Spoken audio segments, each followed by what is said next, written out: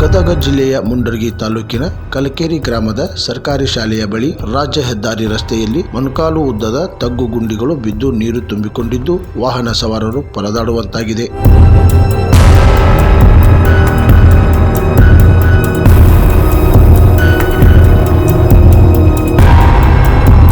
ಈ ರಸ್ತೆಯಲ್ಲಿ ಕಲಮಲ ಟು ಸಿಗ್ಗಾಂವ್ ರಾಜ್ಯ ಹೆದ್ದಾರಿಯಾಗಿದ್ದು ನಿತ್ಯವೂ ಇಲ್ಲಿ ಸಂಚರಿಸುವ ವಾಹನ ಸವಾರರು ಜೀವಭಯದಲ್ಲಿ ಓಡಾಡುತ್ತಿದ್ದಾರೆ.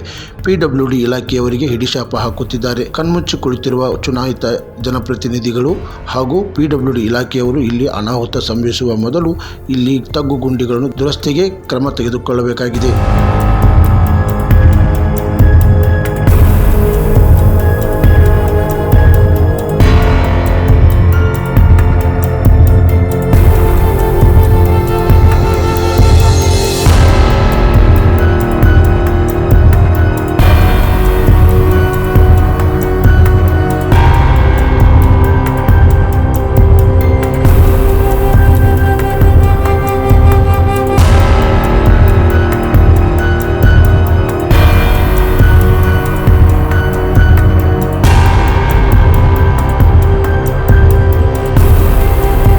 ಕ್ರಾಂತಿ ಸಮಾಚಾರ ಗದಗ.